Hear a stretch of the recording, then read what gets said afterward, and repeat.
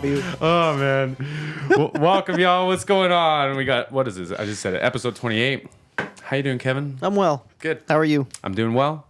My name is Jess. If y'all didn't know, the people who've been watching lately, I'm gonna say probably know. More than likely. Yeah, but I do want to give a shout out to y'all sticking around for the Spotify, man. I see y'all in Europe. I see y'all in America. See a couple of y'all all over Canada. Nice. It's like 3, 4 because. The first time I looked and it was like Canada, I was like, oh, sweet. But then it was just you and me. You see where it's coming from? Yeah. So, yeah, toast to y'all. Cheers to y'all, man. Happy Valentine's week. Yeah. Got a great show lined up for y'all today, man. Let's see if we can get through this today. We have coffee. We'll be fine. We have coffee. Where do you want to start with? You want to tell me about your week? How's your week been? Oh, man. Busy. Yeah. I've been run down. Yeah. Like, I don't know. I now that I'm getting a little bit more, like I feel like I've got my footing at work. I'm getting way busier, and I'm trying to extrovert more at work, and then my extrovert gets real tired by the end of the day. So like Friday and Saturday, oh man, I was bogged down. You know what you need to do? I'll fix that for you in a week. Please fix it. Fix it for you in a week. You need a smell sensory. Oh, smart. Yeah. So what you need is when you're feeling really good and extroverted, just like look around real quick and just give it one of those, you know? But I think they did that in the 80s, but they weren't smelling any particular scent. I think it was, the smell was probably just a byproduct. Yeah. But what I used to do is I had an orange citrus essential oil. I remember you told me about that. Yeah, and I would just huff it. But then when I needed that energy back and I couldn't fake it, I would huff it and it would just be like, I'm alive again. And it wasn't like smelling salts because you get the ammonia. But you can train yourself to assimilate feelings with emotion or with sensations like smell. Smell is one of the highest communicated ones to Memory? Yeah. Yeah. Thank you for that. So would you do like a little, like what would you put this in? I just kept it in my pocket in like a little the whole bottle of essential oil. Yeah. Oh, okay. I kept keeping it in my locker. The idea is you want to relate it to something that naturally will make you feel happy. Right. So like at the time, like citrus and orange and all that stuff, it was just nice. Like it was what I had in my house. It's what like I think my mom was probably burning at the time. I love the smell of an orange. Yeah. It's just and that like I trained myself to relate that to me winning is what it was. So every time I hit a big sale, I would just, just like in the 80s. But orange essential oil, that's... orange essential oil. Yeah, that shows some progress in our world, I think. But how does it feel like for your book of business to be growing and everything? That's got to be relieving a little bit. Yeah, it is. I still feel so like I'm learning so much, so I'm trying to be really humble with it, and like that's the thing that I've expressed too is like once I start getting results, I don't want that to tarnish the way that I view this and like change my humility in it and change my like I don't want to all of a sudden think, oh yeah, I'm sweet, blah, blah, blah, blah, and then just start getting lazy, right? Yeah. Like the things that seem to be making me successful is that humble, being more authentic, being more comfortable in my skin. Like I'm noticing that the more honest I am, like, and just like even with like tough things, like when you're selling cars, there's lots of stuff that people don't like about selling cars, right? Absolutely. And there's lots of uncomfortableness, like talking about big money and that kind of thing. And like the more honest and upfront and like not trying to dodge away from things like that I am, the more success I seem to have, because I think like people just do seem to appreciate honesty and like, I don't know. It's nice to be like practicing those things and having it be equating to some results. But I'm just trying to keep myself in my head of like, okay, well, results are great, but they will come and go. So you need to focus on the methodology or like the feeling behind it and the authenticity side and the growth aspect, and kind of let the results side of things be what they are. Because like I could do a really good job and not sell something, and I should still be able to look at it and go like, I did a really good job. Yeah, you still checked all the boxes to keep your heart happy. Yeah, right. Yeah, like you need that, and I think that's kind of it seems to be like a running through line for me. So the more I can lean into being authentic and genuine and honest and all these things that are like really good things to be, I guess, but the more I lean into pursuing that, even when it makes me uncomfortable, even when it's in a situation that might have resistance or friction, the more that I can lean into that, I think that's like better for me. Absolutely. I think I'll feel just better in life. Well, at the end of the day, like, if something was intense outside of like a vulnerable conversation, like say if I'm buying a truck from you and finances is the tricky part. I'm assuming that's pretty common, right? Yeah. But payments or whatever, right? So something is going to make that put pressure on me, we'll say. Money is always a point of friction. Yeah, absolutely, right? So if you take that and you switch it to another scenario, like that same vulnerability or that same feeling exposed or like any of those things, that would create fight or flight usually, right? And if I can be true to myself in those moments, that's when I'm gonna save my life, right? You know what I'm saying? So like when you're just because the client is the one that's going through that, it doesn't mean that you're not on that safari or whatever with them, right? Yeah. So like the more that you can make someone feel comfortable and like relaxed and like, hey man, I've been in this jungle 1,000 times. Like it's cool, right? Like I'm just gonna take you for the ride and we'll sort this out together. Well, I mean, like, you know, this is something that I don't totally know exactly what it is, but like that whole idea of like someone putting out a certain vibe and it like people picking up on that. It's so obvious. You know what I mean? It's like if I just pick up on their vibe and I become anxious, then we're both two anxious people in a room. The blind leading the blind because you're both following. Nobody's leading. Yeah. Whereas like if I know and I can be certain and give them a point of confidence and have my vibe be the strongest vibe in the room, which like I realize that with you, one of the reasons that you had such great success is your vibe is the strongest in the room all the time. Yeah, it's not an accident. Yeah, and it's not ever negotiable. Yeah, you know what I mean. Oh yeah, and what's funny is I used to compete for that place, and now I just find like if I find someone that's like that like me, I'm like, oh bro, we're about to party.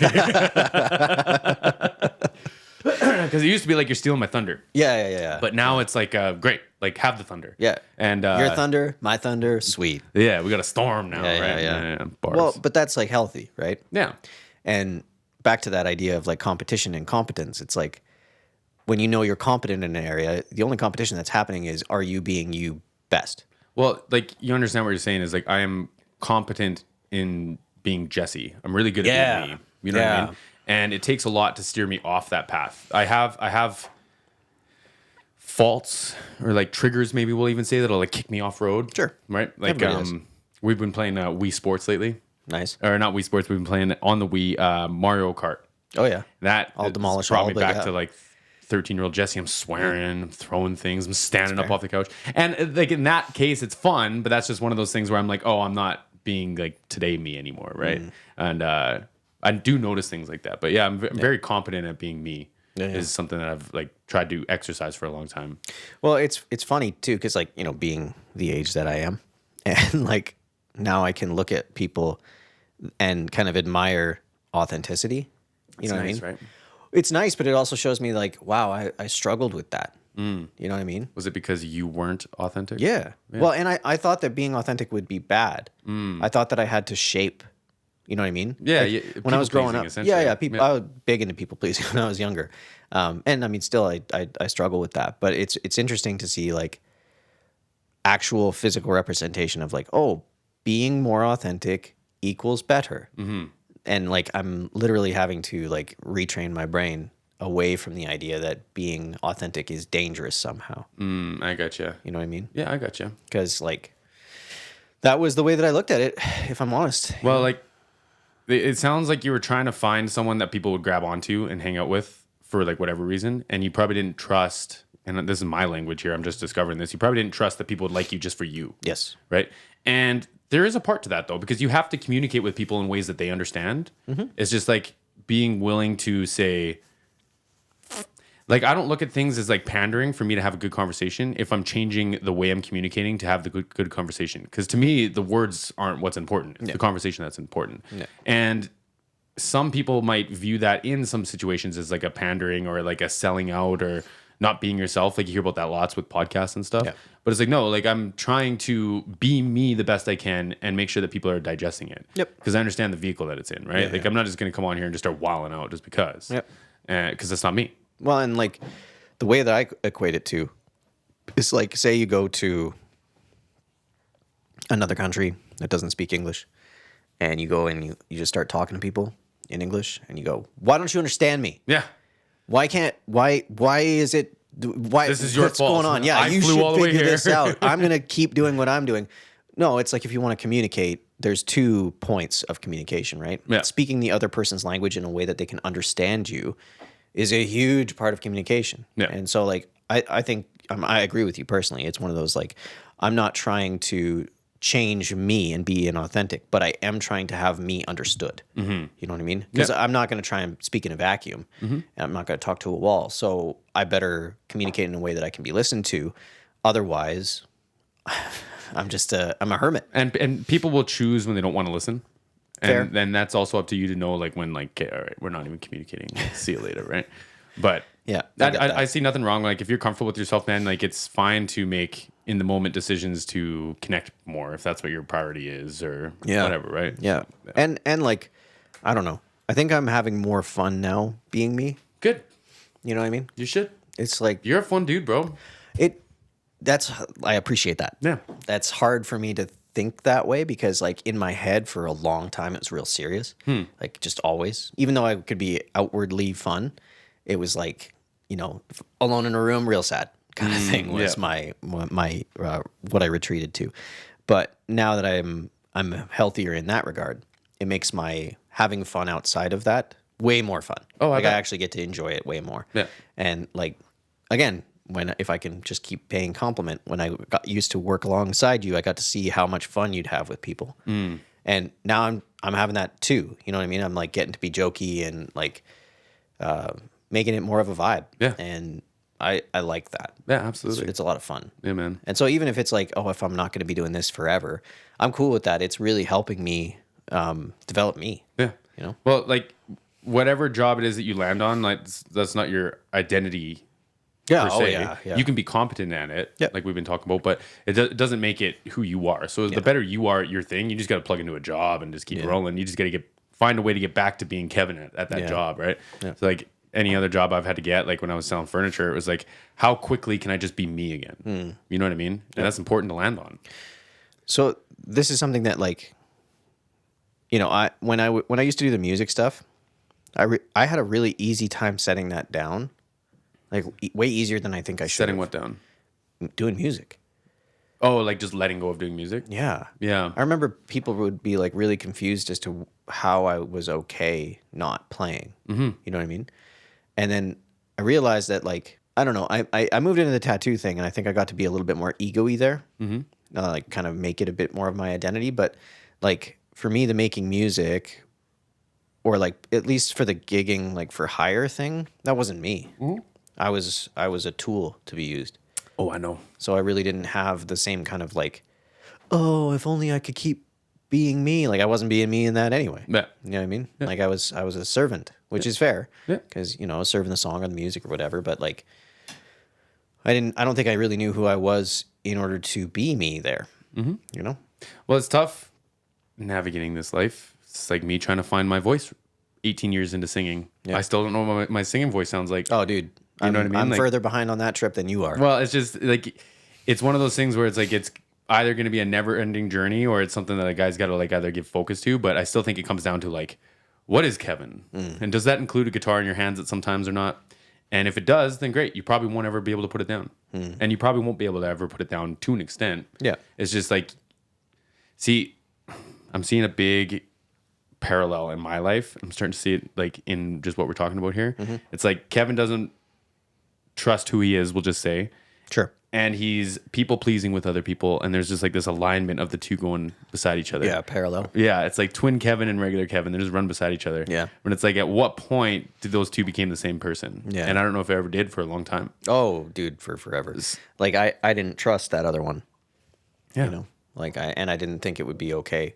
I didn't think my life would be okay if I was leaning into that person. Yeah. And like, you know, the funny thing in terms of the finding your voice thing, like one of the things that I've noticed about myself is that like I restrict even my voice. I restrict my posture. I restrict everything about me to feel relaxed and open and comfortable with the world.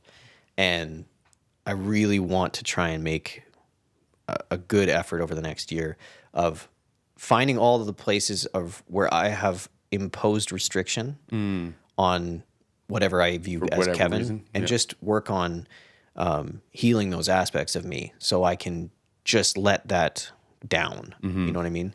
Because I just realized every time I let those things down, I didn't need to have that restriction there. Like it was me imposing it on me because I thought I had to. And then when I took it away, it's like, oh, I didn't have to. Mm-hmm. So if that's true, just as a concept, well, I need to find those points of restriction and understand them and let them go, because most likely from the evidence that I'm giving myself, it's probably all right. Yeah. You know what I mean? It's Absolutely. probably all right to let that guard down. Yeah. So I don't know. It's cool. It's like an interesting self-exploration point in my life. That's good. Yeah. You can see like where it's been, the change that needs to happen, and that the change is going to be a positive thing. Yeah. Well, it's certainly not a big, bad, scary wolf that I thought it was, right? No. Like it's a little humbling because, you know, it takes work and it's uncomfortable. Mm-hmm. And I don't particularly love the process of it, because there's usually some sort of discomfort and point of breaking, and like the resistance that I feel before I come to the terms of like, okay, I got to let that go. That's uncomfortable. I don't love it, but I like the after, and so therefore I will keep going. Yeah. Right. Yeah, that's good, man. Yeah. A little perspective change never hurt no one. Yeah. I ain't mad about it. That's good. How about you? How's your week? My week's been pretty good, man. It's been pretty quiet. We had a live stream over the weekend of 5 Seconds of Summer. You ever get into them? I've heard of them a couple of times. I've just never really gotten into. Australian, like 4-piece, all singers. The drummer, pretty deadly. you would love him. Yeah. He's got this like, because it's like pop punk rock kind of, but it's like they always fall into these just deep pockets. Nice. And it's just something about like, I don't know, I'll show you examples of it one day, but like it's not intricate, it's not over the top, but it's like that feeling of when a drummer just sticks to the hi-hat, kick and snare, and that you could be doing cymbal shots, but they don't, and that hi-hat just starts sitting there with you. Yeah. It's just like, oh man, that's a pocket.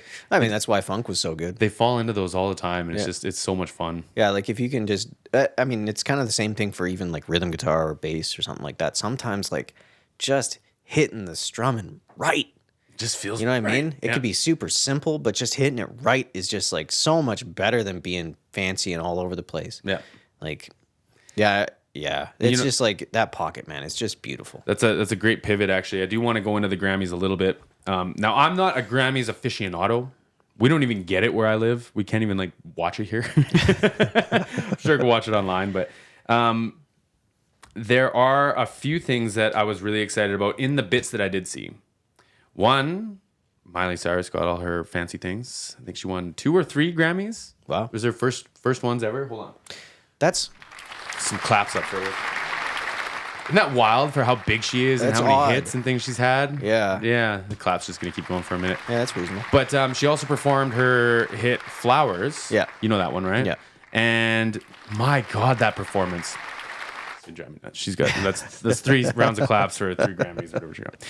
Killer performance, bro. Like because we used to react to Miley a little bit on the channel, and I'm pretty sure I've shown you a few of her like live performances and stuff.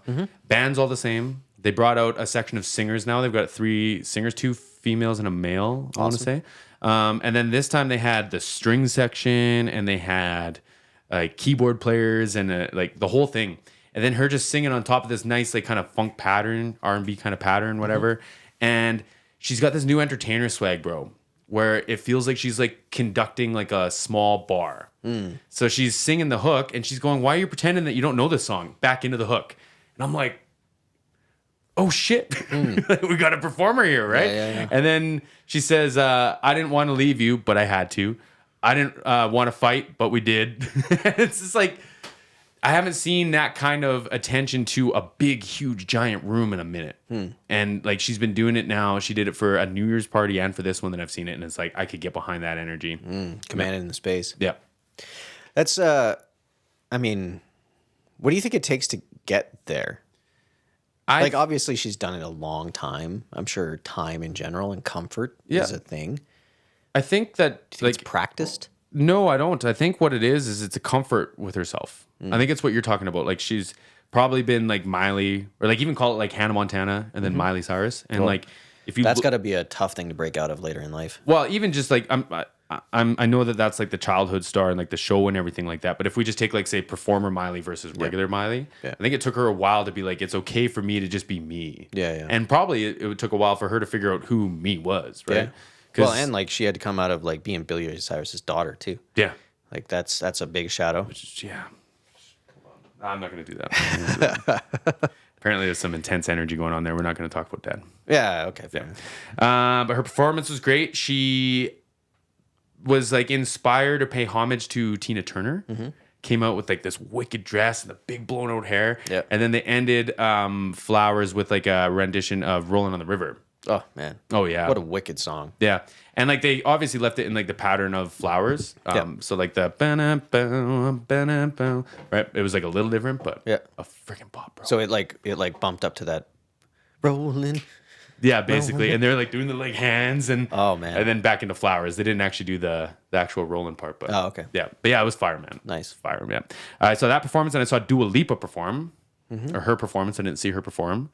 And she's probably one to watch for, I would say. I mean, she's huge already. Yeah, she's beautiful.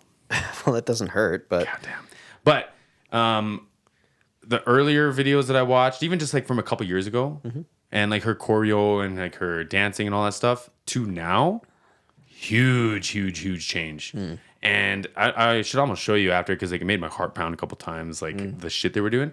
But it seems like she's really figured out what her voice can do, where her voice like works and like is well or makes her the superstar or whatever. Yep. And then she just like stuck to that, which I'm a big fan of, man. Like we don't need to take risks.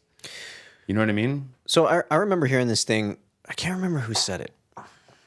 It was like a Guns N' Roses type person. Sure. But I remember they were talking about like how the unfortunate thing of modern music is this this shelf life thing, and that a band like I can't remember who was saying this, but basically that the band doesn't matter until album 6. Was basically what he said. He's like they don't know what they are yet, and it's just like you're gonna try and okay, so you make a hit, and then all of a sudden it's all about hits, and you don't actually have any freedom yet. No. Your first record, you get fronted money, you make a little bit, and then all of a sudden they put all this big debt on you for the second album because it needs to be big and blah, blah, blah, blah, blah. And then you're paying down previous debts. Yeah. And then so the freedom doesn't come until after album 5 or something like that was what they were basically expressing. Interesting. And it really got me thinking. That's one of the things that I was thinking about when we were talking about people, you know, having to be creating all of the time. Yeah. And like, does that create something better, faster? Yeah.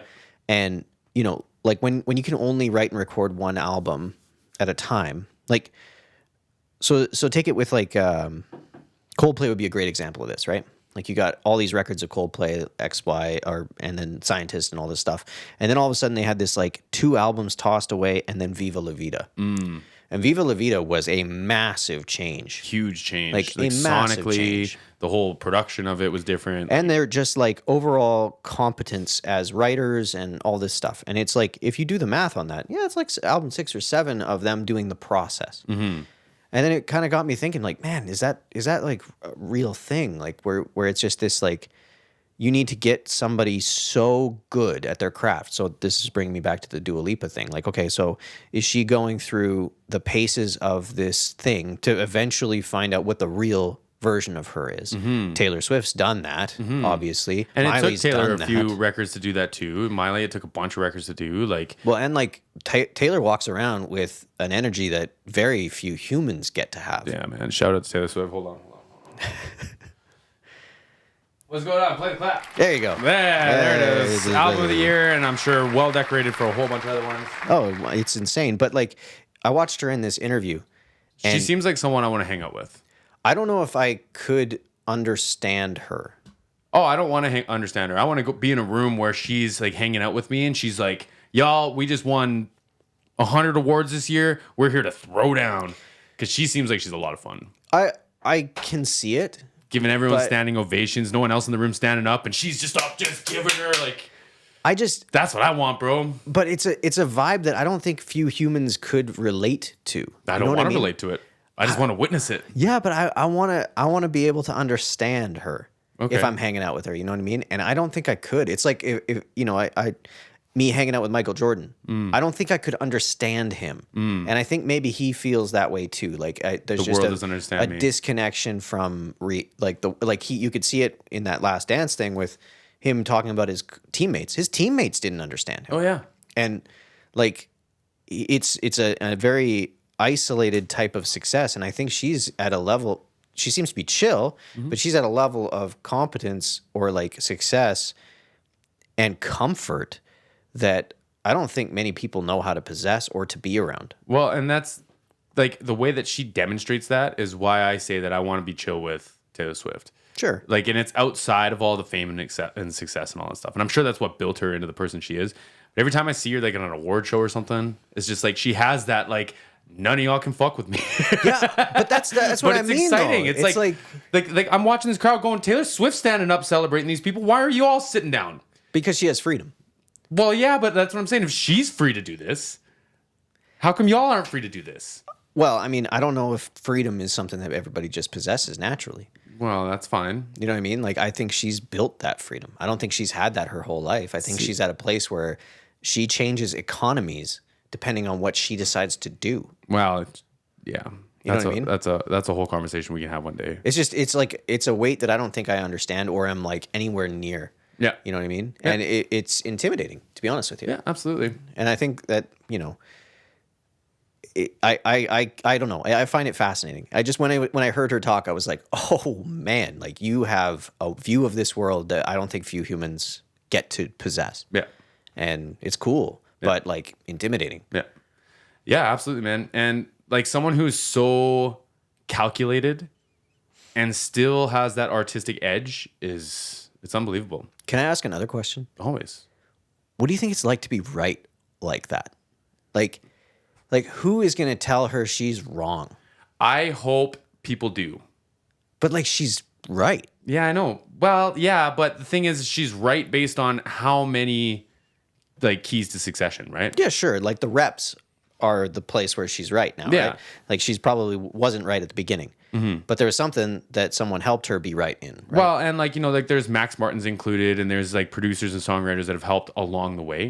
But it doesn't negate the fact that she could have 2 glasses of wine and write one of the biggest pop hits in 5 minutes. Yes. Right? So like, yes, I understand what you're saying. Like she could be like, well, I know that like I'm that chick. Yeah, and like I check can out do the this. scoreboard. Yeah. Like, you going to tell me no? I just don't think that scoreboard comes without coaches who whoop the shit out of you. Yeah, yeah. Figuratively speaking. But like, let's hope figuratively speaking. like when I was douchey and I was in my gym phase and I just thought I was that guy, and then Shane would come and humble me.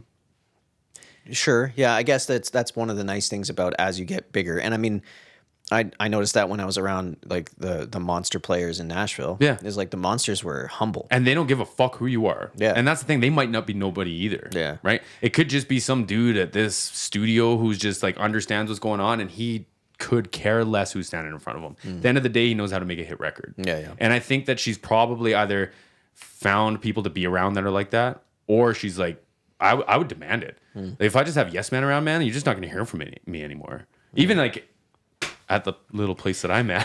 You know what I mean? Like that's the like, you know, if the true desire is to be getting the best result, and you can like, because true desire would mean that the ego doesn't get to be in the way, right? So if the ego doesn't get to be in the way and you can accept information from those around you, because the true desire is not for the ego's expression, but for the true expression of whatever yourself is trying to express, it can embrace the engagement of those around them and the wisdom of others. Yeah. And I think you're probably right. More than likely, she's got that if she's gotten to this point. Because like I don't know who she's working with, but like if she's in a room with Quincy Jones, you think Quincy Jones is going to be like, "Oh man, you're Taylor Swift. You know what's going on." Maybe to an extent, because he can probably see that she's right. Well, but I'm just saying, if she wants feedback, he's going to give her feedback. I bet. Yeah, you're not wrong. And like, again, it's like I think from that end of things, it'd probably be like free for the betterment, right? Yeah. Because like everybody's got their own taste, and when you get really good at the thing that you do, your taste is probably pretty good about what you have taste for, right? So if Quincy Jones is going to come in and go like, I like that, I don't really like that, his taste is proven to be something to listen to, you know? And I mean, so is Taylor's. She's got. Yeah, exactly. What do you think of her using her Grammy or award-winning speech to announce her next record? Smart. I think it's so gangster. Yeah. I think that is the toughest move I've seen on TV in a minute, and I think she's the last one to do that. I mean, it's, you know, it's kind of interesting because like she's such an anomaly comparatively. So it's like, you know, her doing that is okay for her album.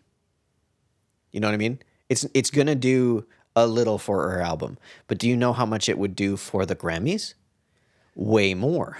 Well, just having Like, her there is she's- already doing way more. Exactly. Yeah. She's at a point where this is what I mean, like by her decisions move economies.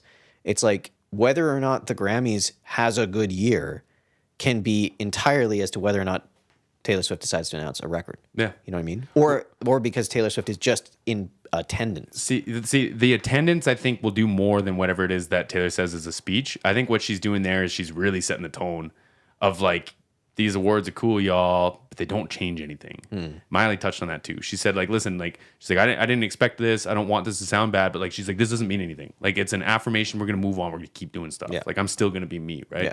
And I think that was that. It was like, y'all want to put me on the stage? Well, guess what? I got a record coming. Yeah. Like, Well, and like, you know, it's that concept of flowers. It's like, because that's really what these things should be, right? Give Like them flowers, award, yeah. it's just like, hey, this is a celebration of what you are doing and will continue to do. yeah. Right? Like the idea of doing it for the flowers is, well, as soon as you get flowers, you just stop. Yeah.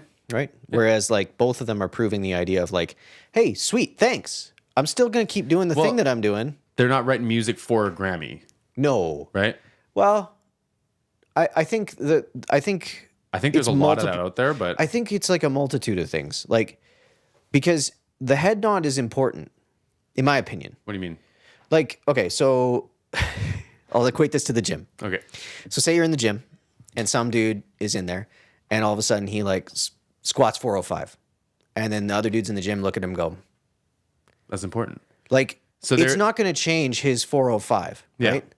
But letting acknowledgement happen of the achievement, I think in terms of humanity is actually like a good thing. So then, do you think that, how to describe this? So, like, yes, I think that artists probably want the Grammy so that when they walk in the room, you get the other Grammy nominators go, oh man, like he's got a Grammy, like good for you, or she's got a Grammy, right? Well, I think it's like acknowledgement of from people, like the peers element of it. Yeah, It's like the exactly. people that are on the path that know, like that dude who's squatting 405, by getting a nod from somebody who's also squatting 405, it's like there's an understanding of the work, the sacrifice, and the path that this person has been on. It's not just like, oh man, this guy was gifted and can now just do this.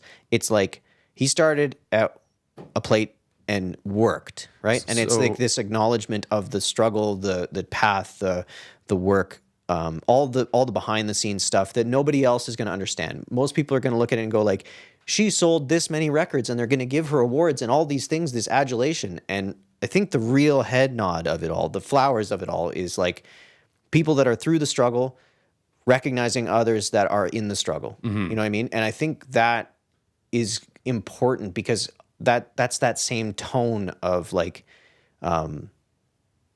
you know, like we all understand the cost of this freedom. We all understand this. There's a mutuality in the room at that point. You know what I mean? So- and I think that's what it serves. I don't think it's necessarily that we're doing this for the adulation, but I think the adulation is like it's like a good thing for our heart as human beings to have the path that we're on be acknowledged by others that are on a similar path. I got you. So now I guess, and this might be my own concerns or being jaded, but like what happens when the gym that is the Grammys has a reputation for 405 actually being 350? Sure. I'm I'm talking bit about of falsifying, you know what I I'm mean? talking about the genuineness. I know, side of things, but right? but I want to use that because Jay-Z called out the Grammys for needing to do better. Well, that's good. And I see it like in the response that I saw from whoever it was in the Grammys, I don't care, was basically like, you're right, like our reputation needs to be that of excellence, Yeah. essentially. And it was like, we need people to trust that our 45-pound weights are 45 pounds. Sure. And at this point, it seems like they're half weights and y'all are also spotting us on the side. Yeah. So, and not to take away from any of the winners, I just think that like that was an interesting moment to see. And that if you haven't watched that video, it's worth watching the whole thing. There's lots of little clips of it, but the whole thing of Jay-Z talking was fairly interesting. Yep. Especially coming from who he is. Yeah. That's what I think is like what made it kind of spectacular. Because it's like you could tell that he was a defensive husband, but you could also tell that he's been like a board seat member. Because I'm pretty sure that's how it works. When you win a Grammy, then you get into like you can vote as a Grammy No idea. winner. So I can't remember. There's something like that.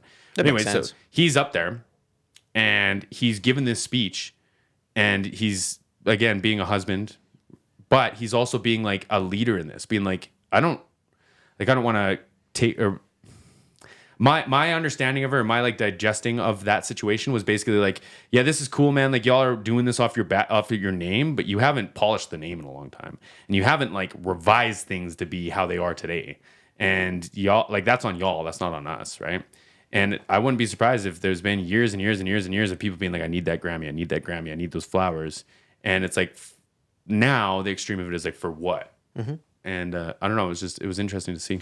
Well, I think that's like two different ways of looking at life, right? Like, so the Grammy being a moniker. So like, this is the same reason to go to school to get the extra initials behind your name on a business card or whatever, right? Yeah. Like if you're going to be a doctor, to say doctor, if that's a point of egoic pride, like, oh, I need to feel better about myself, so I'm going to put all these things that our world has deemed as points of success to make it so that I'm at the top of the hierarchy. Yeah. And my ego is at the top of the hierarchy. Like whatever I'm trying to present to the world doesn't have to be me. It can be my achievement, right? Mm-hmm. And I think there's that lane of like, okay, the Grammys, if it's like multi-Grammy or winning, okay, yeah, that's all your ego versions of things, right? Yeah. I think the thing that I'm more referring to is like, if that's all well and good, if it's flowers to them, right? Mm-hmm. If it's a part of their egoic version of themselves. Part of their identity now. Yeah. And then all of a sudden they start devaluing what the Grammys are, then all of a sudden their ego is devalued, right? Mm-hmm. Like, so if all of a sudden Grammys just fall off and nobody cares anymore, that could be a possibility, because that's seemingly how our world goes. Is like we fall in and out of love with those points of ego and what they mean to our society. Yeah.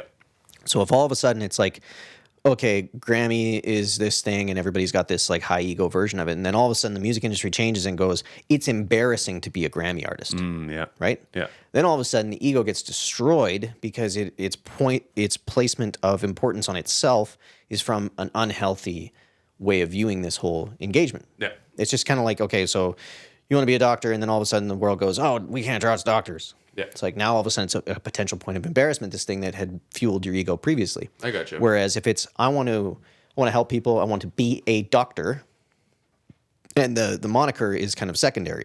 It makes it so that I've got acknowledgement of the work and I can do the thing, mm-hmm. but it's not a part of my ego version of things. Mm-hmm. And I think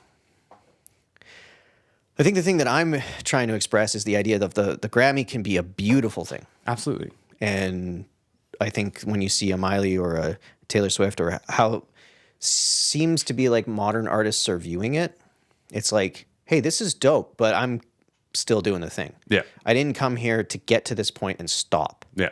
And I think you do see that historically. There's people that go there, they get a Grammy, and then they're a Grammy award-winning person. They'll do nothing else. Yeah. But they'll have that, and they'll ride whatever cash comes from that forever. Yeah. And then all of a sudden it's like, okay, well, this was your ego. And then if soul sister, I don't wanna miss a single thing you do. Yep. Anyways. Yep. But I don't know. I think that there's things that some people, those things will matter more than others, mm-hmm. in terms of that feeling of acknowledgement. Some people really need it at a certain point, and some people have come to terms with never getting it and just moving on forward. And then when it comes, they're like, oh, okay, sweet, that's cool that you want to do that. Yeah. But that's not for me. It feels like you know, when you're like out looking for a partner, you can't find a partner, and then you finally like truly give up. Yeah. You don't just tell yourself, I'm not looking anymore. Yeah. When it's like you truly quit, and all of a sudden you're in a relationship. It's like, yeah. That's what I think. Like, yeah. It seems like I needed validation before, and now all of a sudden I don't need validation, and therefore here, partner. Yeah. Yep. Okay, let's keep on validating. Let's keep on music. Let's get out of the Grammys. Fuck the Grammys. Yeah. Meg Thee Stallion lands a distribution deal. Okay, explain. So she is an independent artist. She's got her own, it's called like Bad Bitch Productions or something like that. It's awesome, right? That's a good name. So she is accountable for all her marketing, production, recording, writing, all that stuff. Okay. So she's her... Oh, okay. Yeah. So the distribution side through Universal, I'm pretty sure it is. No, Warner Music Group. They are going to go out and use their weight to place the song and her music and her videos in their curated playlists and their relationship with Apple and Spotify and YouTube Music and Amazon and all that stuff. So what you and I used to do is called DIY, like DistroKid, CD Baby, SoCan, these things, where you upload them and then you can use that to keep your money and you can apply to be on a radio station or like a playlist. So the distribution part is one part of the copy, right? The other side is like the creation and the masters and everything. So all they're doing is they're going to push Meg and whoever else is maybe on her label or whoever else falls into that umbrella. They're going to use their relationship to push her into different placements, but she has to pay for all the art and the marketing and the distribution and the video. But that leaves the ownership in her hands. So she still owns the master. Because in a regular record deal, there's two copies, right? There's the master and the distribution. And when you do it under a label, they own the master, which means I don't own my music. That's a lie. I don't own those recordings of the music. Technically, yes. Right? So when you get and the things that are birthed out of that. So that's one of the other things that's really sketchy about those deals is like the, so we've got this song, this master or whatever, and it's under the guise of the record label. Well, also we use that song to make T-shirts, and also we use that song to tour, and also... And all that's out. That's not on you. Well, like you're not getting the money for that. Yeah. Oh, yeah. Right.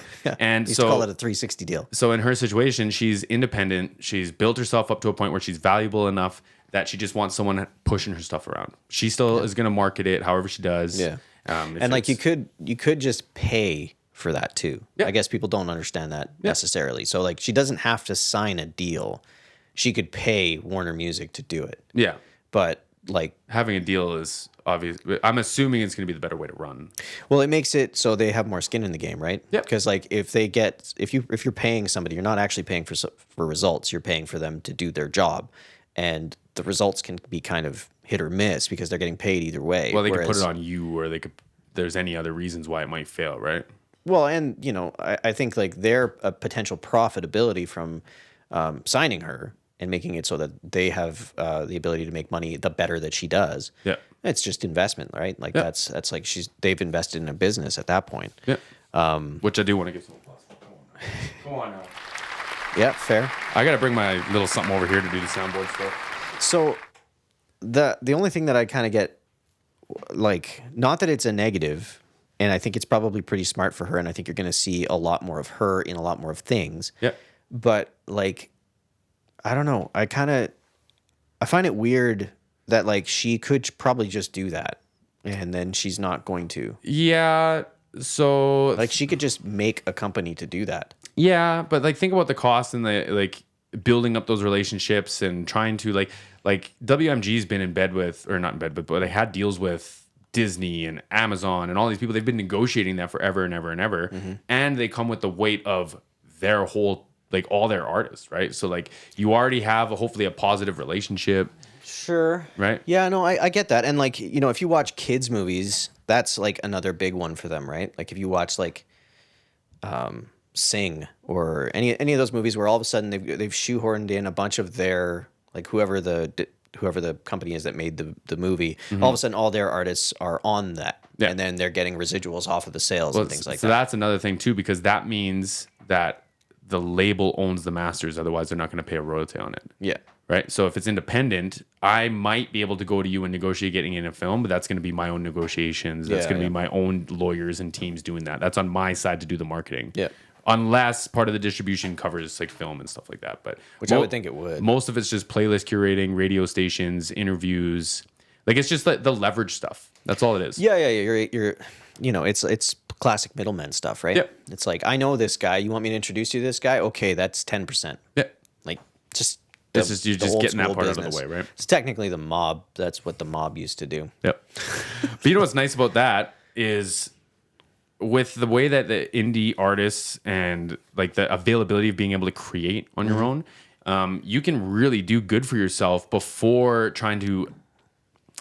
Like you can build yourself up a business and not have to relinquish a ton of what you're up to get the deal. So like if I just signed and I went over to this group and we just like got started on record number 1, day number 1, like I don't have control over my merch. I don't have control over like so many different things, right? And now I can't even go on TikTok and pop my music. And like a lot of the record deals today say that you need your viral moment before your record comes out. So I wonder how many records are just sitting there waiting. Oh yeah, tons. You know what I mean? Well, that they call that shelving. Yeah, but when you are getting a distribution deal, you don't have to learn all those things at once. You've probably been doing it already. Oh, but that's what I mean. Meg Thee Stallion probably got a TikTok full of people and an Instagram full of people, and she's already doing that. Well, okay, so this is kind of why I keep coming back to it. Like, I get why it's good for Warner. Yeah. You know what I mean? When I look at that deal, when I look at the idea of them distributing her music, I'm like, that is out of desperation almost. You because, think so? Think it's a stick up? Buddy, like... You think she came in here and said, you need this? No. I think that Warner would have been smiling and really courting her to get that deal. Oh, yeah. You know what I mean? Like, Absolutely. It means way more to them than it does to her. Oh, yeah, absolutely. Even though that technically, if you're looking at the numbers, it would be like a net benefit to her. But like It's but benefits both. Man, I don't know. It's got to be, bro. Yes, absolutely. But Warner is a giant company with lots of mortgages. Let's call it that. Yeah. Right? Tons of like mortgages. You've got tons of mortgages under the banner of Warner and tons of people's lives that are dependent on that. So their imperative to keep their thing going far outweighs hers. Yeah. She's already successful, right? Like she's if you're just She'll looking be successful without Warner. if you're looking at the one mortgage from her, it's paid for. Yeah. Over and over again. Yeah. She's done the work. It doesn't matter. Yeah. So in terms of her, it's like net benefit to do less work for more money. It makes sense, but it's not a need. It might be. No, bro. It might be. Do you know how expensive it is to get on a curated playlist these days? Oh, no. I get that. Yeah. But how many people know the name Meg Thee Stallion? Everybody. So it's done. Yeah. Right?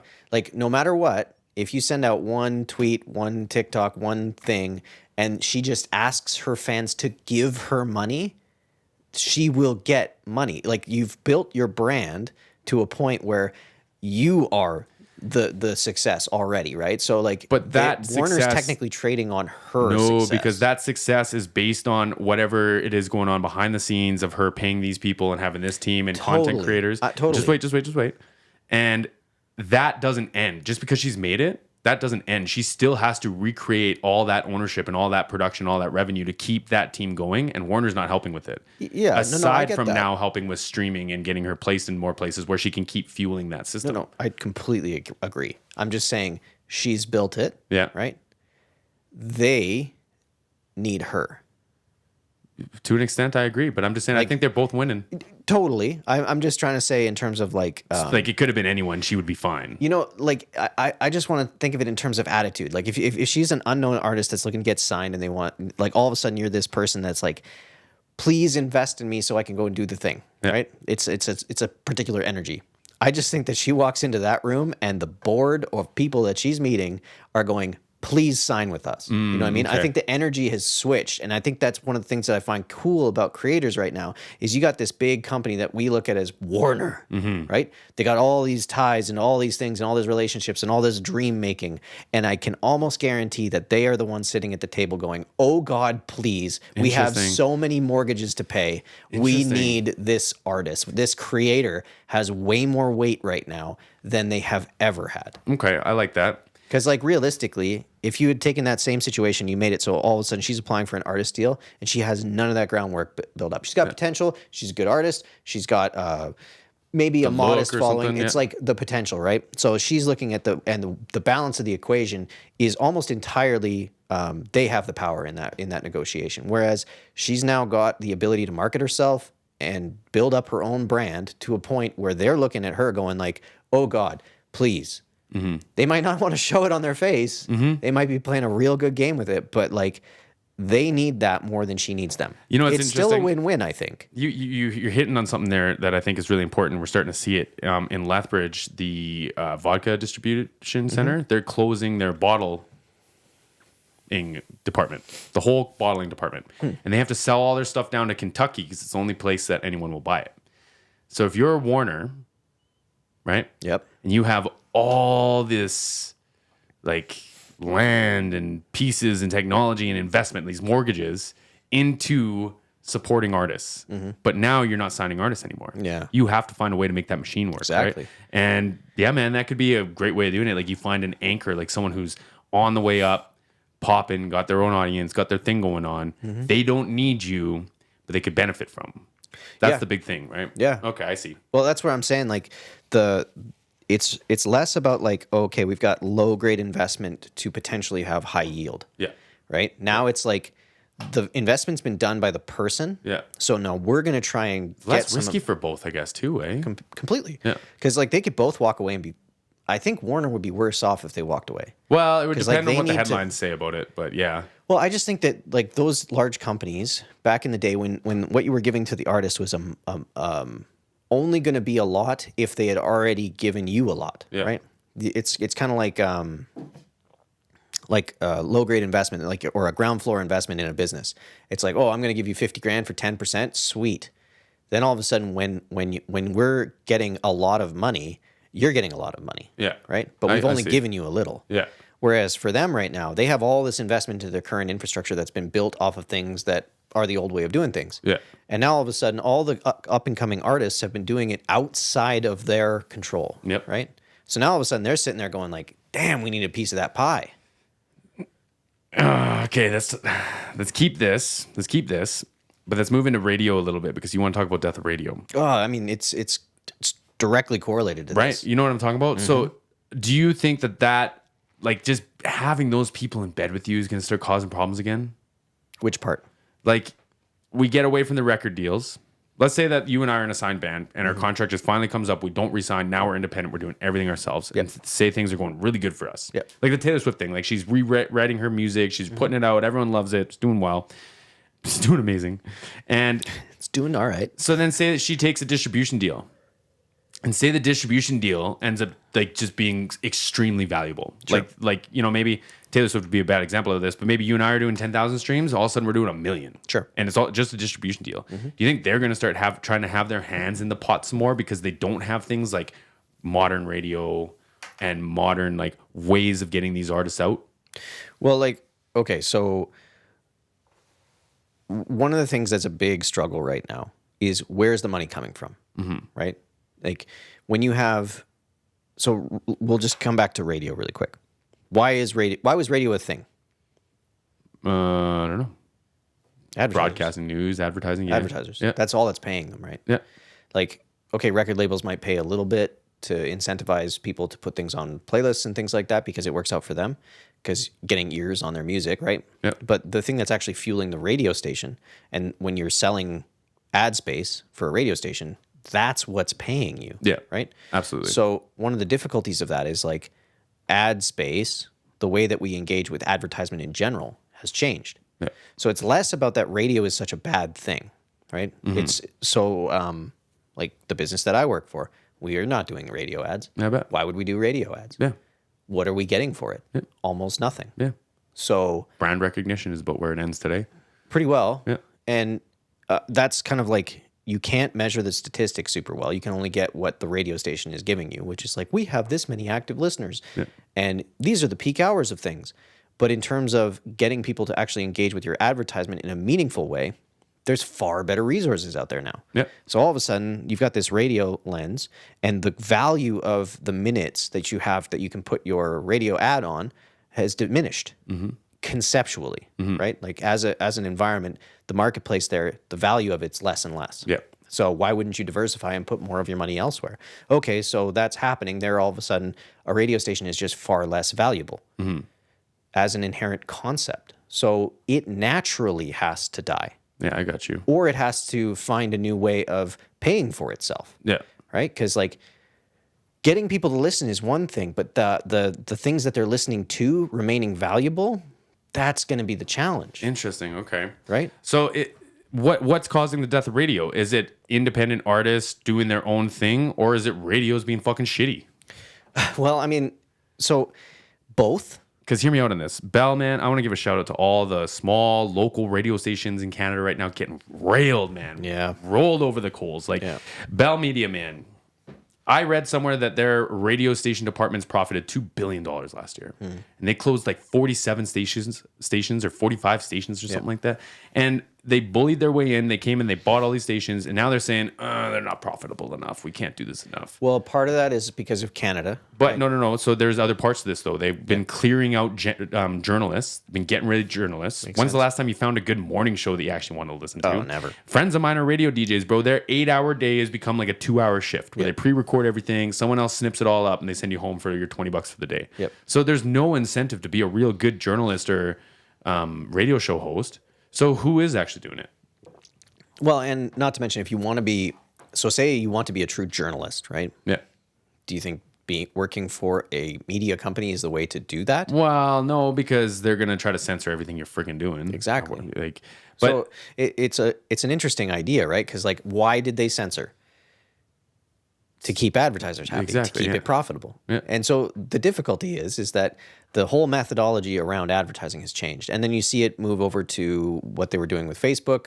You know, when advertisers are angry because of certain posts, it's like, okay, well, Facebook needs to keep them happy to keep advertisers, so we'll limit those posts because therefore we're doing something, we're keeping our advertisers happy.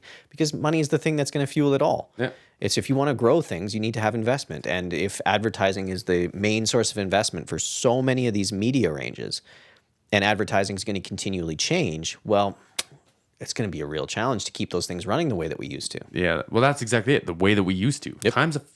Times changed. Oh, dude, like, but we lived through this, right? We lived through this. We watched record companies see, like, as we were using, like, Napster, LimeWire, all these things to get music in an easier form, and Apple coming out with an iPod, and we watched record labels be like, no, they're gonna want something physical. They're gonna want a CD. They're gonna want the CD. It's a crazy, like, that's a stupid thing, and it was just watching ignorance destroy an infrastructure of business rather than embrace change and understand how they could fit within the new economy. And you're going to see that with a lot of these types of businesses where it's just like, no, radio's forever. Yeah.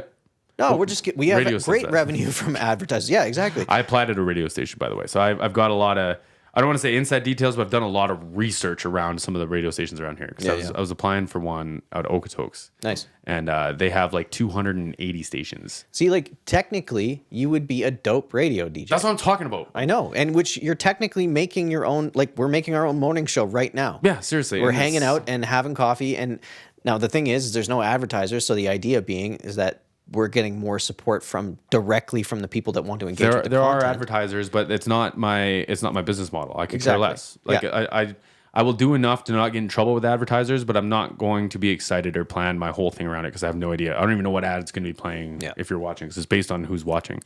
I'd rather promote things like my music or indie artists or things where people see my value. Yep. And they'll either contribute or they'll support in other ways. Like welcome to the different world. Yeah. You know what I mean? Like, and that's where these businesses are going to have to kind of crap or get off the pot in some way, shape, or form. Yeah. Because it doesn't, like, the economy, the world doesn't really care that they want to do it the way that they always did it. Yeah. And you know, you're going to see a lot of businesses that wanted to maintain 6% growth per annum, and they're not going to be able to do that. They're going to be in the world of losses, and then all of a sudden they're going to have to start cutting everything. Well, they're going to have to do adapt. with the losses. Well, they just fire everybody. Fail backwards, you losers. Yeah, you're not wrong. Yeah. But this is kind of what I've been wanting to talk about. Of like, okay, so obviously this is going to be changing. Yeah. Into what? I think that, like, think about the classics that worked, like your Howard Sterns. People would tune in to listen to Howard Stern, and he built himself to a place where he could interview Eddie Van Halen in his prime, and he could anyone he wanted, right? But like, who's a radio host today that we could name that people listen to because it's them? Like maybe Ryan Seacrest. Well, like, okay, so take that example though. Yeah. Well, answer the question though. Can you name anybody? Can you think of anybody? I can from the old world of it. Well, who can you think of? Like, I mean, Jason Ellis was the one that I was going to say because he was like number 2 in Sirius, and they let him go. Yeah, I know. Because it's one of those, like, advertisers didn't like what he was up to. It's just not, and therefore not profitable, right? But like, so I would argue that Jason Ellis had more of like a podcast thing, and that was like kind of in the breaking into, like, they had music shows and all the time. He wasn't like a prolific interviewer. Yeah, like Howard is. Exactly. But like, what I think is going to happen is, like, you see it in YouTube channels and reactors. Like that's going to be the new radio station. It's going to be, instead of you driving down the road and blinking through to either find a song to play or a voice that you like, it's people scrolling through YouTube finding a song that they like. And I see it now too. Like in my Discord, shout out to the Discord community. People they can't sleep. They stay up all night and they go find my last video I watched. And they go, I've never heard of this band before and I love this. And now they're on either a rabbit hole of my music or like my videos or that artist's music. And I think that is going to be the way it is. It's going to be like here's a personality that's valuable and this is what they're up to. And I would like to see that with music because I would like to see that as the new radio again. Well, I think you are seeing it in many ways because like the mad amount of volume that's out there right now. Yeah. I think the only thing is like it's that same 5-record deal idea, right? Yeah. Like you're not going to see it now. You're going to see it way down the road with the people that had stuck it out. Yeah. And, you know, I'd like...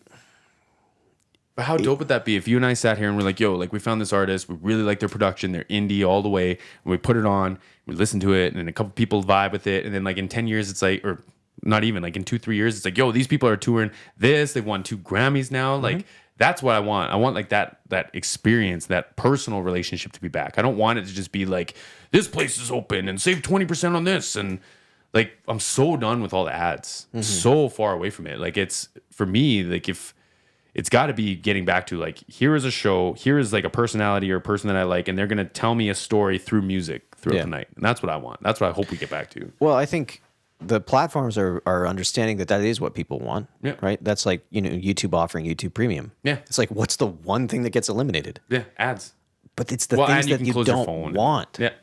You know what I mean? That's the irony of it, right? The craziest thing about this whole world is it's all built on how quickly can we get away from the things that are paying us money.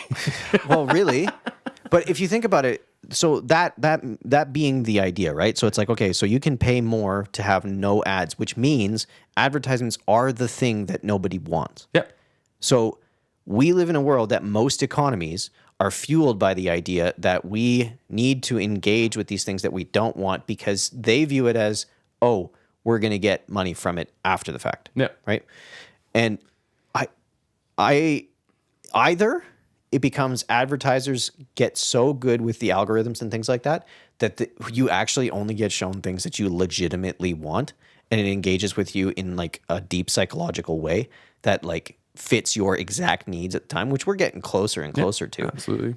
But also then gets presented in a way that you don't find it offensive. Yeah. And what I mean by offensive is not necessarily actually offensive, but just so that your tonality of viewing an advertisement is not viewed as a negative concept. Yeah.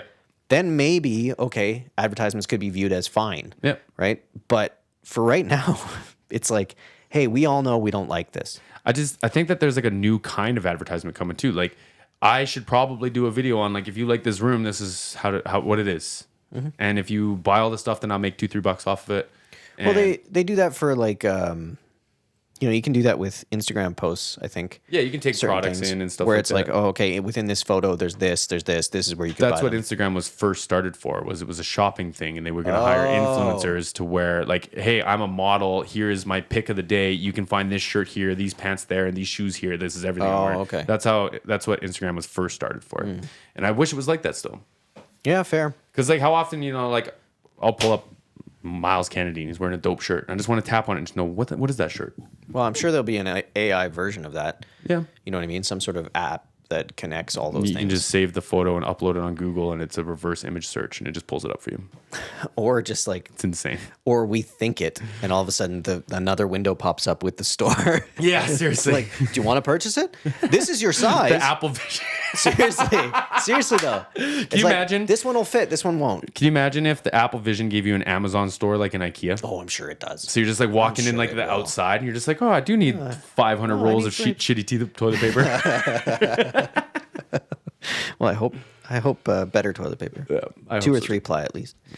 Anything else in music you want to talk about? We're going to come back to the best single at the end. Okay. I mean, like, I don't know, the one that was on we could talk about Bendeth. Yeah. How are we doing for time? I don't know. It's almost noon. It's almost noon? Yeah. So I listened to 2 really interesting podcasts about Anton Delost and David Bendeth. And they're both from the same interviewer. And I apologize, I can't remember the podcast name, but if I remember to, I'll put it in a pinned comment. It was really good. And I basically tried to sum it up into two thoughts, because I haven't done enough digging into both of them to be able to quote unquote speak for them, and I don't want to speak for them. So like my interpretation of is kind of where I want to start this conversation. If that's all right.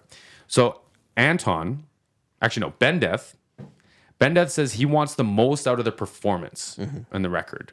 So that to me feels like it's live off the floor. Like it's got a feel of live off the floor. I know they don't do it all off the floor. You're going to do it as close to a way that you can reproduce it as possible. And they're going to try to find ways, and he's going to try to find ways to make it cohesive in the room, to blend together, and it feels like they're in a room. Like you have that experience, right? So Bendeth was talking about more of the performance. Yep. Delost was talking more about the track. And he's not, like, the similarities are, he's not going to go in there and say, hey, man, this song needs, like, 16 guitar parts. It's like, no, we recorded 2 guitar parts. How do we make the most of this? So very similar, different approaches. And, like, you know, the interviewer is asking Delost about overproducing and stuff like that. And he goes, maybe. He goes, I might overproduce sometimes. He goes, but if the track calls for it, the track calls for it. And he's like, we'll listen to before and after. And if it doesn't excel or bring the product to life, then we won't make those changes. He's like, but sometimes we do get saturated. Sometimes things get really gnarly. And he's like, it's just bringing the most out of the track, though. That's the slight difference. Yeah. So I'm curious as to what your thoughts on either of those would be, just from those statements. Well, I mean, okay, so I'm very familiar with David Bendeth. I'm not as familiar with Delost. I want to now. Like, people will kind of like hate on Bendeth from time to time because he's been a part of very successful things, and that seems to be the case. He was kind of like the, I would say, like, if you were a punk band or a heavy band and you wanted to get successful, from like when he started on Red Jumpsuit Apparatus, he had done like SR-71 was like the first record that I had heard from him, which was a really cool band if you've never heard them. You showed me them. And then after that was Red Jumpsuit Apparatus. And then his big like takeoff one of where like everybody in the world noticed was Riot from Paramore. Paramore, yeah. And because he changed drums, like just as a concept, drums changed that day. Yeah. And the funny thing is, if you listen to the drum kits before, like on SR-71 and Red Jumpsuit, it's like he's doing the same thing. They're similar. But he found a snare drum sound and a kick drum sound that was just different than whatever was out there. Yeah. And he has a very cool way of mixing drums that makes the drum very hyperbolic. Like it's just bigger than you think a drum should be. Yeah. And he kind of began that trend. And yeah, just changed snare drums forever, in my opinion. Yeah. But in terms of the way that he approaches songs, I think there's like a big battle between him and other producer mixer people. In terms of how he approached things and because he just thinks I think he thinks everybody else is wrong. You think so? A little bit. Just to that point, I saw a couple things where he was like, "My way works," and I don't really fucking care what everyone else. That's what I mean, right? Like it's like I know what I'm doing, and I'm doing it in a way that I like. And I'm sure you all got your thing going on, but he's like, but every time, so like it was funny because like he did the Paramore Riot record, and then the next Paramore record was mixed by CLA, and there was this like big comparison. Chris Lord-Alge, which is like big time rock mixer, Green Day, all this stuff, big drum kit sounds and snare drum sounds too. But and like technically, he was from a much smaller, like Bendeth scale wise, much smaller artist, like much smaller mixer at the time, producer, and he was coming out of Detroit, which is kind of like, no, not Detroit, New Jersey. He had a studio in New Jersey, but he was originally from Toronto, but they were mixing and recording in New Jersey, I believe, at the time. And his success with Paramore's Riot, and then all of a sudden the next record being mixed by CLA, which wasn't a bad sounding record, it just wasn't Riot. Yeah. And there was this kind of idea of like who's right, I guess would be the best way of saying it. And I know Bendeth was way more, I would say, opinionated about how Riot was going to be done. Like if you listen to the harmonies, all the harmonies are digital. Oh, really? All of them. Interesting. Like if you ever just get they only have one singer. Yeah. Yeah. And rather than have her sing it, it's the track melodined to the notes that need to be. Interesting. So if you listen to, and I mean, it's out there, so you can listen to the vocal only Paramore Riot. Yeah. Listen to that and then go, whoa, what's happening? Yeah. Because he didn't care that it sounded melodyne and weird. He'd stack 7 parts at times and just make the thing, because it was about, like, I don't know. He is kind of like, why wouldn't you make it a hit? Why wouldn't you make it good? Yeah. And I watched shortly after that, he did a couple of different records for a couple of different bands, but then he mixed the Under Oath record. That is my absolute favorite record they've ever done.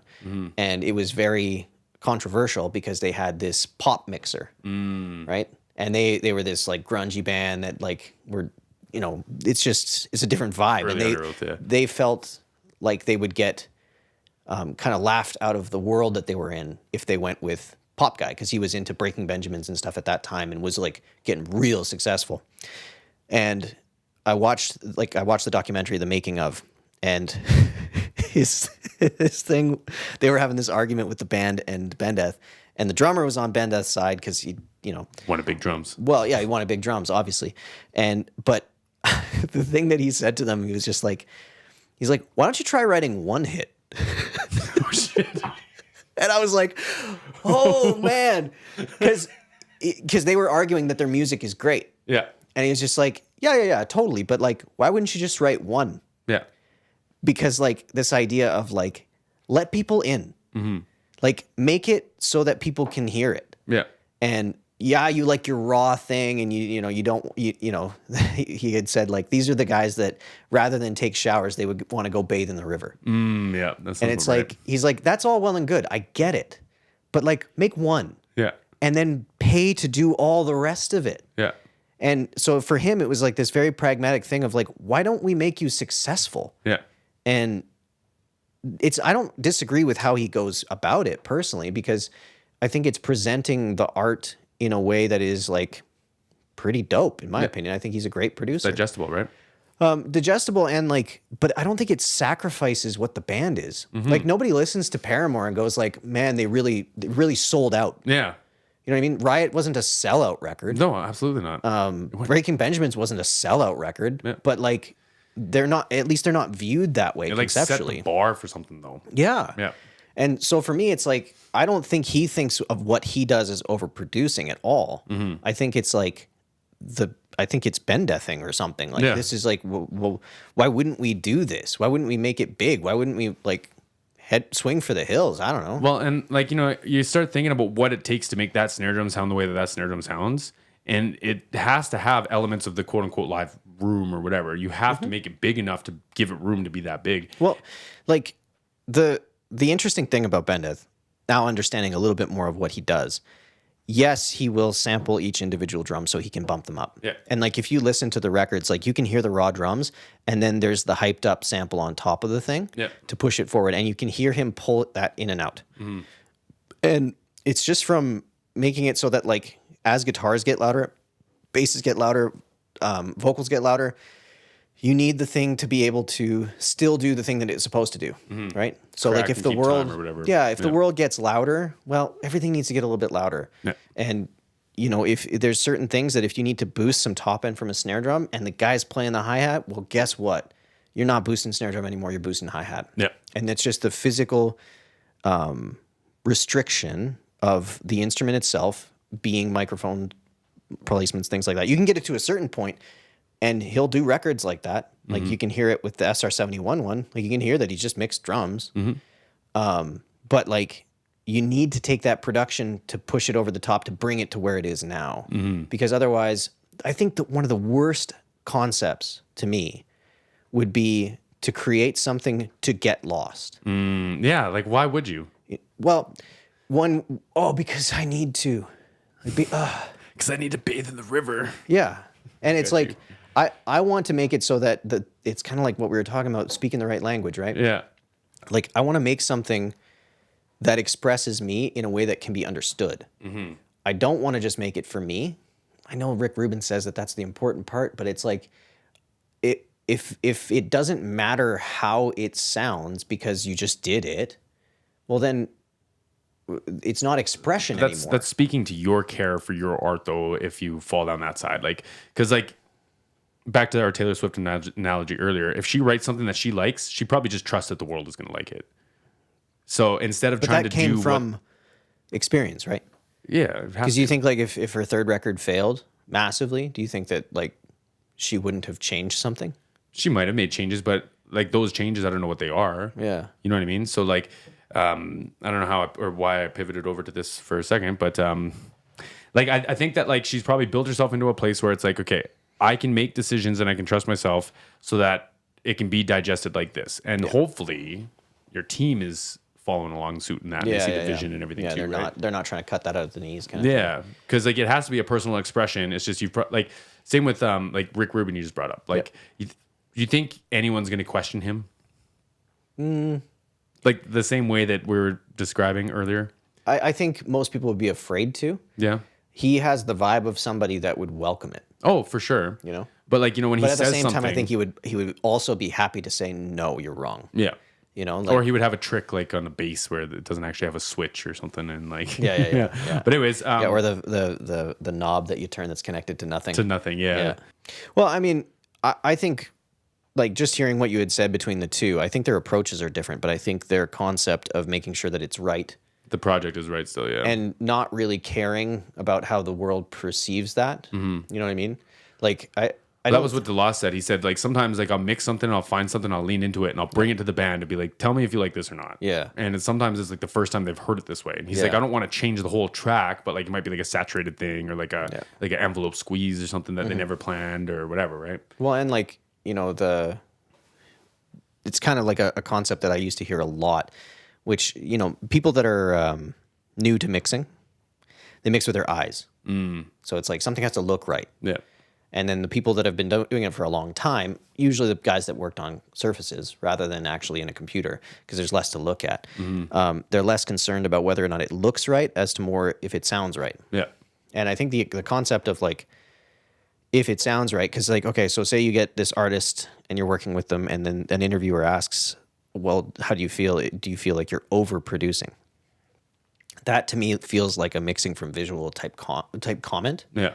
Of like, like, oh, I need that wave to just be square. Like, I just want it to be like, it needs to be this. It's like you're trying to measure it through the wrong input. Yeah. Like I'm trying to use my ears. You're saying, how is it that when you're using your eyes? Yeah. And it's like, I don't really care about using my eyes because I'm using my ears. Yeah. And I think it's like that. I think he's obviously a guy that will do the thing to get the thing. Yeah. Which, well, like if I could pull up that warning track that we played the other week. Yep. From Delost. It seems like he probably found like, you know, that guitar tone that you hear every once in a while. It's just like cha-chung, cha-chung, cha-chung. Yeah. I feel like they found that and they wrapped everything in that as a blanket. Probably. So I feel like everything else is nice and crystal clear and everything, but they were like, yo, like 600 sounds really good distorted, and I accidentally made it the biggest part of the track. Yeah, you know what I mean? Like it feels like it's like something like that. Yeah. And he also didn't have like a particular way of like I saturate like this. He was like, there's a million different ways to sacrifice or to saturate something. Man, like that was one of the more frustrating things when I got to listen to big time mixers talk. It was one of those like, oh, the rules are things that novices think about. Yeah. Right. And We just do the thing. and I don't think that it's negative to like learn within boundary, for sure. I think it's like as you're learning and you have low skill, learn within boundary. Yeah. And then as your skill increases, you can push those boundaries further and further out. And these guys are at a place where boundaries aren't in there. Yeah. We're talking about a completely different thing. And if you have all these rules and ways to do things, it's like that's a good starting point, sure.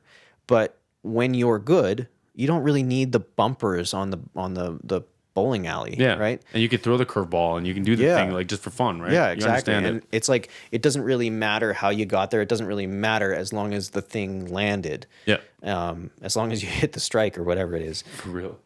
Okay, here we go. This is Sick from The Warning. Yeah. This is a real clean recording in essence. Oh. Okay. You remember that thing that I can't remember how you did this, but it was that you remember when you used to do that tom thing, mixing live, where it would be like you get the tom to feedback and you bring the gate forward or whatever? Yeah. The hell was I doing? Yeah, I know what you're talking about though. Yeah. Listen to the guitars again on the front and listen for that. Listen for the whoa to come up because I'm hearing that, especially in the right guitar. Hear all that all goes like whoa. It's almost as if like the front of the transient is stepped on and then the bulk of it comes after. Yeah, like They hit like the attack like a little early, and then the release is really quick or something. Yeah, it's interesting. It's like it has these cool swells in. We used to. It was a way of making toms sound bigger than they actually were. And I'm thinking of this ape that used to play in double jack with his 2 freaking kick drums and 30 toms. It sounded like garbage. So what we would do is you would hit it with like the biggest like room reverb you had, and you might even make the microphone feed back a little bit, and you just clamp it off with the gate. And it would just give you this like boom, and you're like I remember when you were doing that.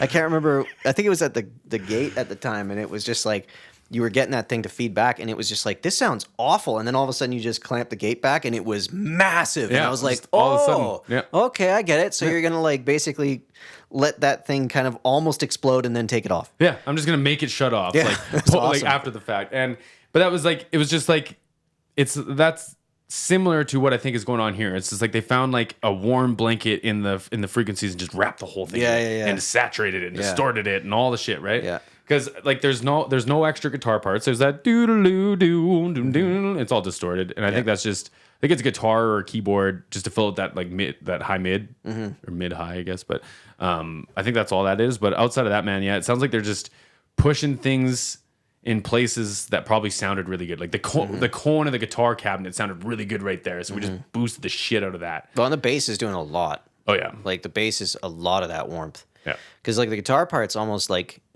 like I've never played a guitar that sounds like that.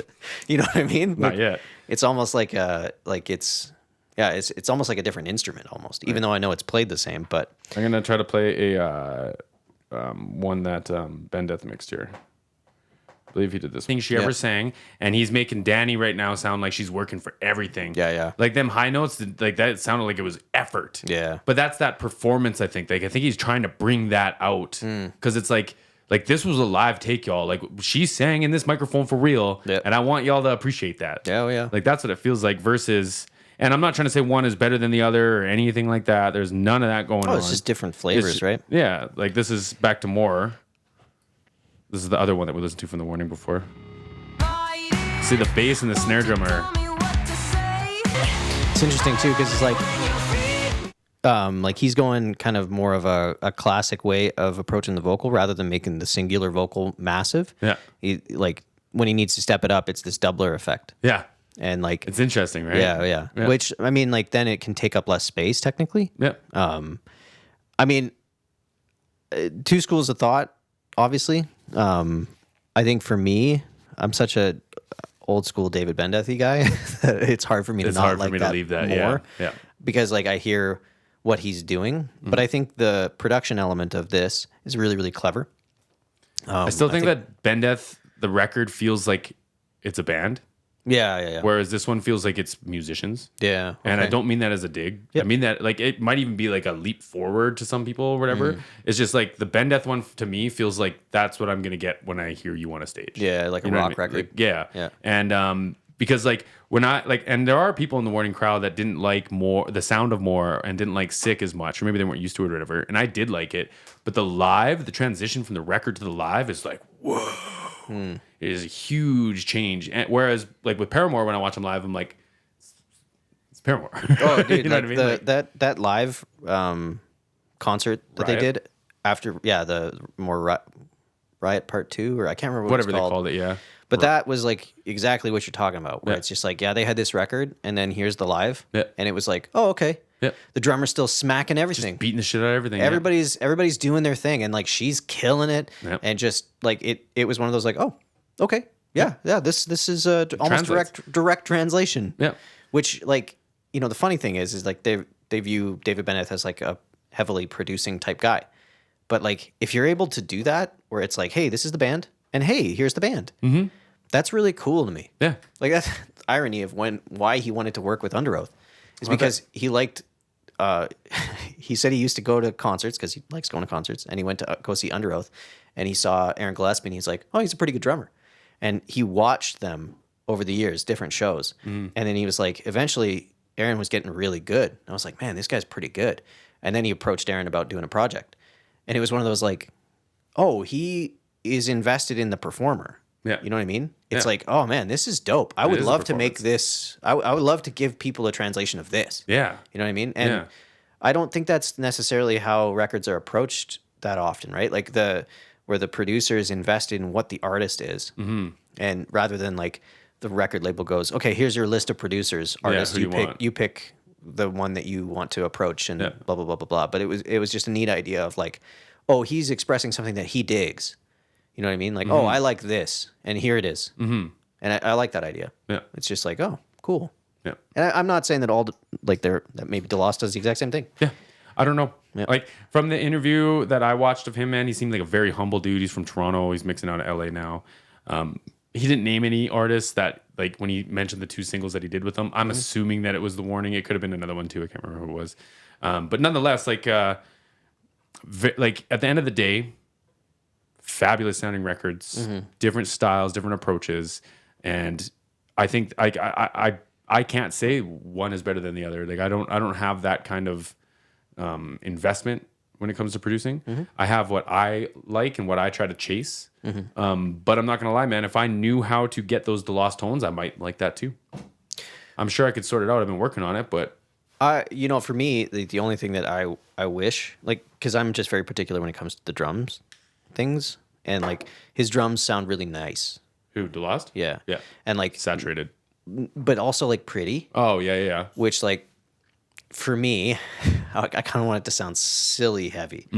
And pretty drums usually do better. And that's kind of the theory is like they usually do better in terms of people engaging with them. It's like if they're a little bit overzealous, it might not be as acceptable by as many people. So that's one of the things where I've realized that my particular taste in things probably is not going to be as commercially successful. Yeah. Because I love it when it's ridiculous Yeah. or ludicrous, as per our other episode. Other episodes, yeah. Yeah. Yep. So they're man. both good. Yeah. They're both good. I can't fault them for that. Well, that's exactly it, man. Like they both feel like rock and roll. They're Yeah. both different approaches, and I do think that like that would be a fun radio show. Like tonight, we're gonna play Bendeth back to back with Delost, and we're just gonna talk about it. That would be a fun one. Well, and like, there's a bunch of other, like, if we wanted to go down a Bendeth rabbit hole, there's a bunch of stuff I would want to show you. Oh, dude, I listened to the whole Elvis 30 hits thing. I watched the documentary on it. Oh, yeah? Oh, it was so good. Awesome. I love Elvis. Oh, man. He's got such a beautiful voice. He's got a crazy little voice. It makes no sense. It's awesome. I'm about done with all this, man. What Yeah, are you thinking? I'm good. You good? Yeah, it's fun. Okay, man. I appreciate you being here. Yeah, buddy. Everyone at home, Bell Media friends, all y'all on the radio stations. I feel for y'all. I'm looking out for y'all, man. You hit me up. You want to come on a show? You hit me up. Move from bell to bell. Moved bell to bell. Yeah. Shaving L off. And we're there. Y'all have a great weekend, and we'll see y'all on the next one.